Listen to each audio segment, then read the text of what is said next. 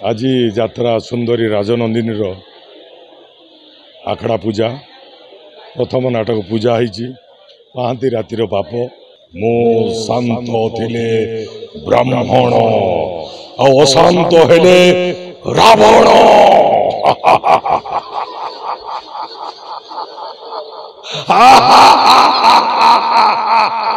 रावण।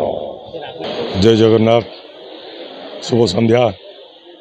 आज जात्रा सुंदरी राजनंदिनी आखड़ा पूजा प्रथम नाटक पूजा होती पांति रातिर बाप कलाकार माने आस जाइछन्ति। नाटक मंचस्थ हम ए भद्रक बालेश्वर जिला कलार माटी।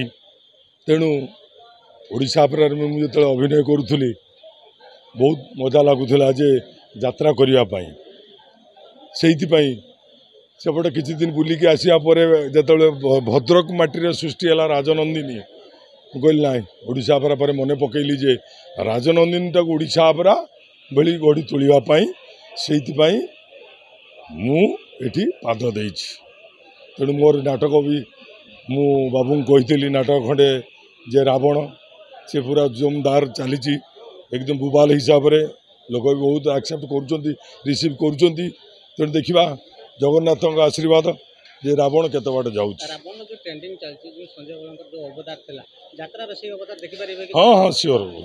यात्रा रो जो वर्तमान रावण रो जो कॉस्ट्यूम ता आपण देखिले मोर किछि नहले गोटे सीन ता भीतर एंट्री निश्चय रहिबो नहले लोकंकर आशा तुटी जीव। तेणु रावण रो मोर जो कॉन्सेप्ट जो गेटअप से रहिबो रावण नाटक रहिबो से गेटअप। मो शांत थिले ब्राह्मण अशांत हेले रावण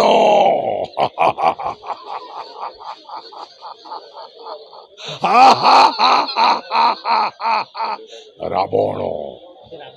संजय बलंकर केवल मुख्य भूमिका कोडा रहिबो आपन उद्देश्य नै कि से भूमिका रही रावण टाइटलटा संजय बलर। तेणु से हिसाब राइटर डायरेक्टर आसती रेडी है संजय बल बागुटा।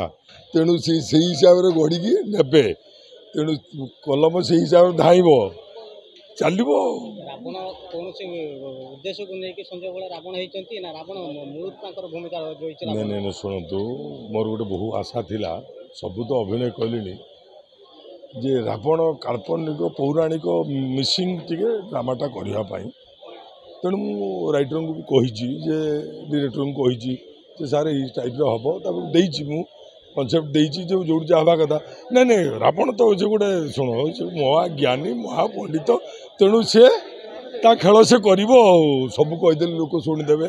तेणु सस्पेन्स रहा देखिले जानवे रावण कौन काम।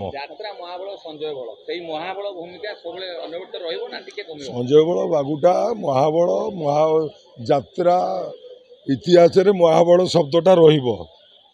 यात्रा छाड़िले भी महाबल संजय बल रहिबो। सेहित पई एठी पदार्पण करछि मु रावण।